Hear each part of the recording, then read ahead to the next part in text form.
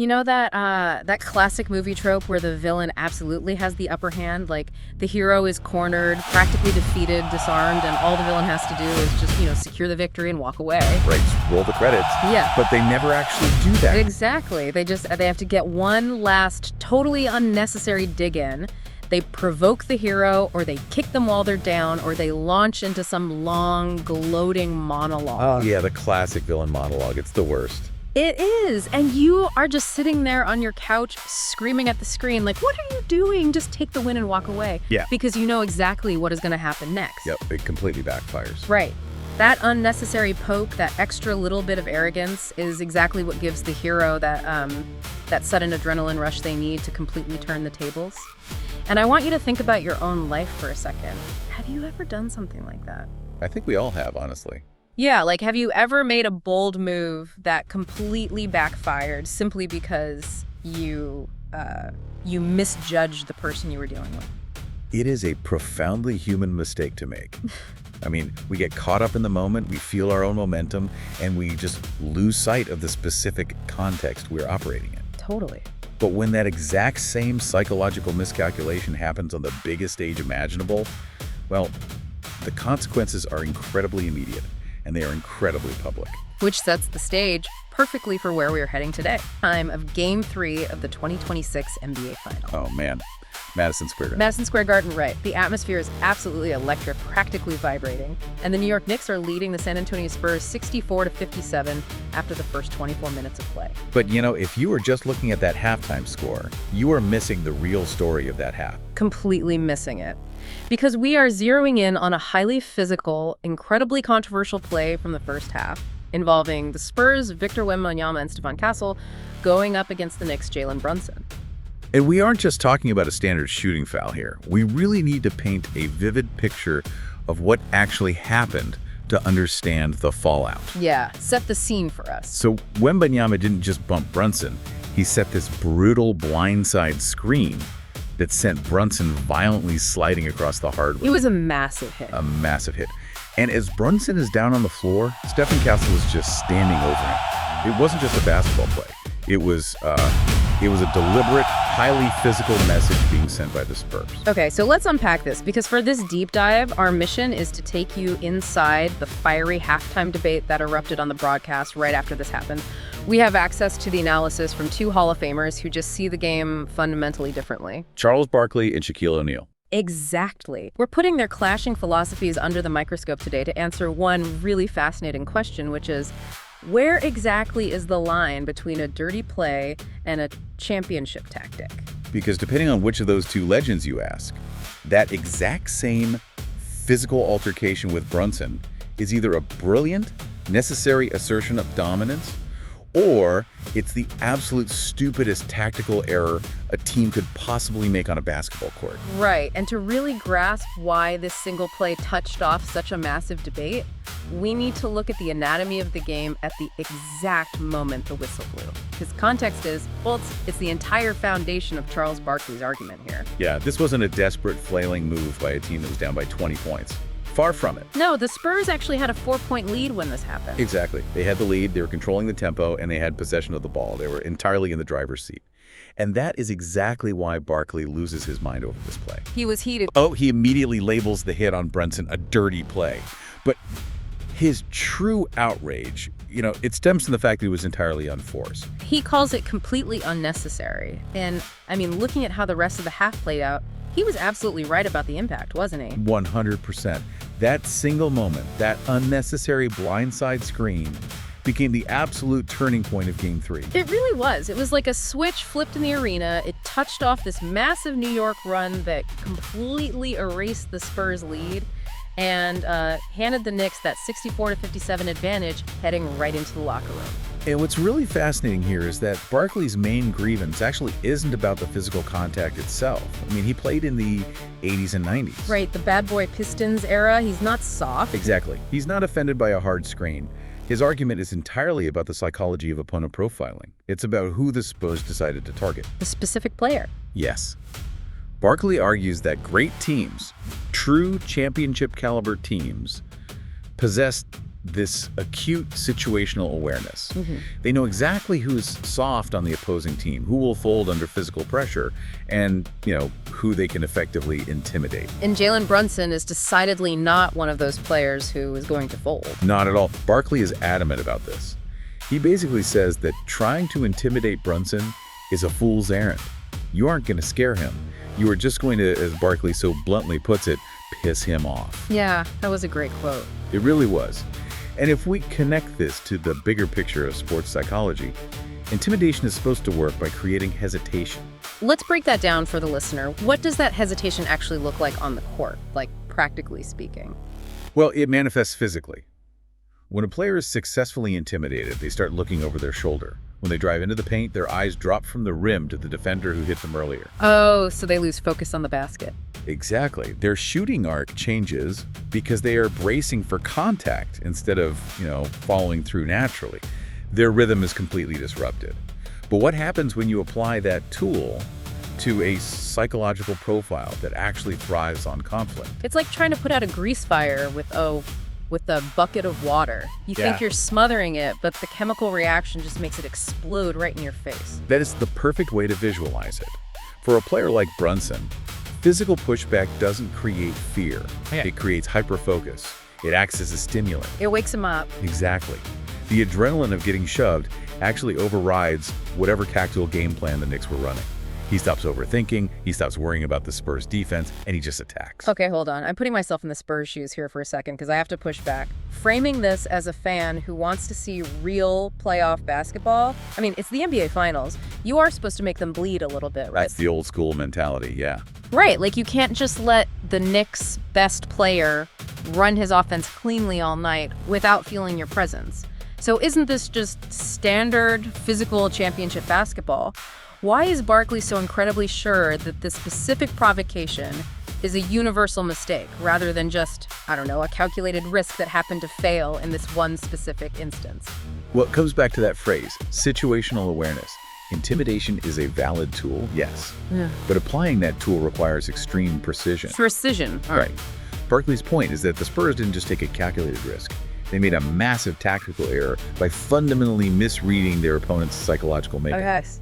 You don't use intimidation tactics on a player who actively converts that physical provocation directly into highly effective offensive energy.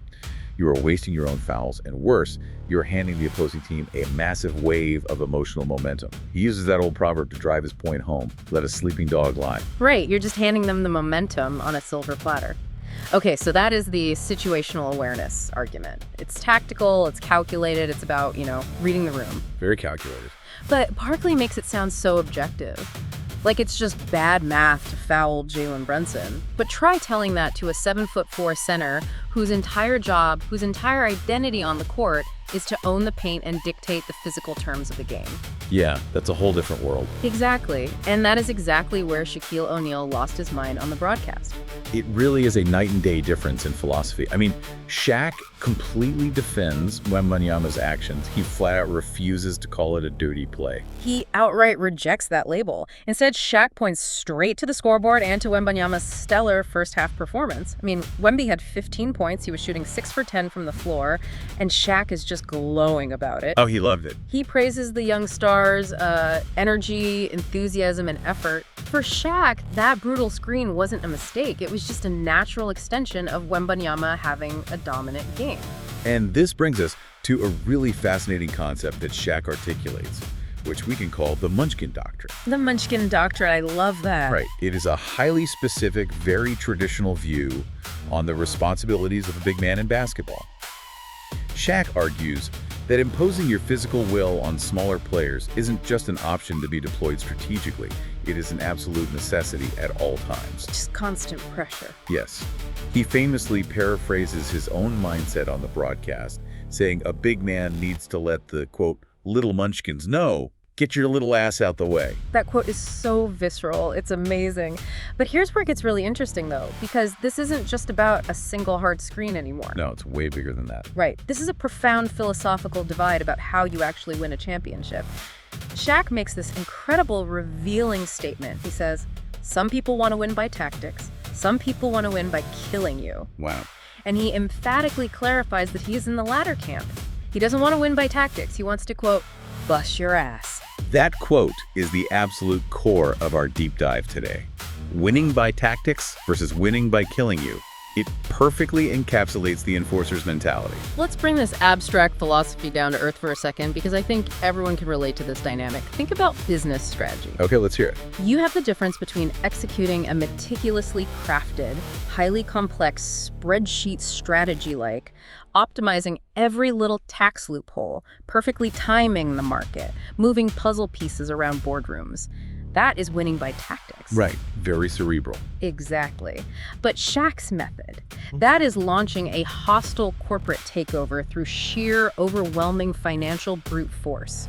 You aren't trying to outsmart the competition's marketing department. You are trying to buy the building they're standing in, change the locks, and fire everybody. That is brutal. It's about sending a message that you are simply too powerful to be stopped, no matter what their spreadsheet says. That analogy hits the nail on the head. You are describing the exact mindset Shaq is projecting onto Wembanyama. From Shaq's viewpoint, establishing a physical hierarchy on the court is a fundamental prerequisite for winning a championship series. You have to establish that dominance early. Yes. The enforcer mindset dictates that you have to break your opponent's will before you can break their scoreboard. But how does that actually work in practice? I mean, if you are handing the Knicks a 15-2 run because you fired up their best player, how is that helping you win the series? Because the enforcer is playing a longer game. Think about the physical toll of a 7-game playoff series. It's exhausting. It's a grind. And Shaq believes that even if asserting the dominance costs you a foul in Game 3, or even if it sparks a temporary run for the opposing team in the second quarter, the long-term psychological dominance you establish pays dividends later. Oh, I see. The idea is that in Game 5 or Game 6, when legs are tired and the pressure is highest, those opposing guards will remember that blindside screen. They won't drive the lane with the same confidence. Shaq believes you must prove you are the apex predator on the floor. And, well, that requires a tax to be paid. So to Shaq, the fact that the Knicks went on a run and took a 64-57 lead into halftime is just a temporary blip. It's just noise. Exactly. It's irrelevant in the grand scheme. The real victory, the foundational victory, is that Wembanyama let Brunson know who was boss, and that message will echo for the rest of the series. Precisely. For the enforcer, the physical tone sets the ceiling for the tactical execution. If you don't establish that dominance, your tactics don't matter, because the opponent won't respect your physical presence enough for your schemes to work. Wow. Okay, so we have these two wildly contrasting philosophies sitting at the halftime desk. We have Barkley's tactical restraint, which demands hyper-awareness of the game state, the score, and the opponent's emotional trigger. Like the situational awareness. And then we have Shaq's doctrine of physical dominance, which demands that you impose your will at all costs to establish a hierarchy. So what does this all mean? How does this incredible tension actually resolve in the harsh, unforgiving reality of Game 3 of the NBA Finals? Well, the reality check comes from Barkley's final, devastating counter-argument on the broadcast. Because while Shaq is busy praising Wembanyama's heart, his energy, and his effort, Barkley points directly to the ultimate, inescapable outcome of these actions. Yeah, Barkley does not hold back. He predicts that because of this lack of situational awareness, because the Spurs handed the Knicks this massive wave of momentum, Wembanyama is going to, quote, get his ass swept by Wednesday night. Which is a brutal but vital synthesis of this entire debate. If we step back and analyze both viewpoints, they both hold a piece of the truth, but they are incomplete on their own. How so? Well, Shaq is absolutely right about the mindset required to be a dominant player in the NBA.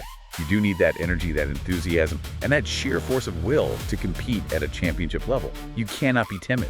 Right, you need that hostile takeover energy just to get your foot in the door of the finals.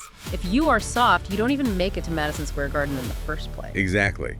But Barkley is right about the situational awareness required to actually close the deal and win the game. Physical dominance is completely useless.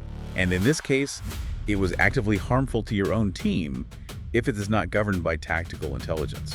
Which raises an incredibly tough question that I think gets right to the heart of sports psychology. Like, if asserting your physical dominance ultimately results in your team getting swept by Wednesday night, is it really a championship tactic, or is it just ego getting in the way of winning? That is the pivotal question of the entire series. I mean, an enforcer might argue they are setting the tone, but a tactician will point to the scoreboard and say the tone you set is a losing one. The scoreboard doesn't lie. It doesn't. If your method of establishing a hierarchy directly hands the opponent the momentum they need to beat you, your dominance is an illusion. You haven't broken their will at all. You just energized their offense. Barkley is highlighting that true championship play requires marrying Shaq's physical intensity with the emotional control to know exactly when and against whom to deploy it. It's power without precision. And power without precision just creates chaos, usually for your own team. Perfectly said. And that perfectly ties up today's deep dive for us. We've taken a single, highly physical altercation in Game 3, a brutal scream and a stare down, and looked at it through two very distinct lenses. Two completely different worlds. Right. We explored Charles Barkley's tactical know your opponent approach, which prioritizes situational awareness and emotional intelligence. And we contrasted that with Shaquille O'Neal's visceral established dominance philosophy, which prioritizes physical hierarchy and overwhelming force above all else. And, the lessons we can extract from this halftime debate extend far beyond the basketball court. Absolutely, because whether you are navigating a high-stakes moment in sports, or trying to execute a complex strategy in the office, or even sitting across the table in a tense negotiation, understanding these psychological dynamics is crucial. It really is. Knowing exactly when to push your advantage and having a deep understanding of exactly who you are pushing is just as critical to your success as the raw effort and preparation you bring to the table. Because if you misjudge your opponent, your grand show of strength might just be the exact thing that hands them the victory. It all comes back to emotional intelligence. You have to read the room, or in this case, read the court. You just can't treat every opponent like they have the exact same psychological wiring. Which leaves you with something really fascinating to ponder as you go about your day. We've established that poking a player like Jalen Brunson is a massive mistake because he thrives on that conflict. He feeds on the physical pushback, turning your aggression into his fuel. So, if fiery opponents convert your hostility into their own momentum, does that mean the ultimate psychological weapon against them isn't physical dominance at all? Oh, that's an interesting thought. Is the most devastating, truly unanswerable move you can make actually extreme passive sportsmanship? Like giving them absolutely nothing to react to, smiling politely when they try to engage, and completely starving them of the conflict they desperately need to survive?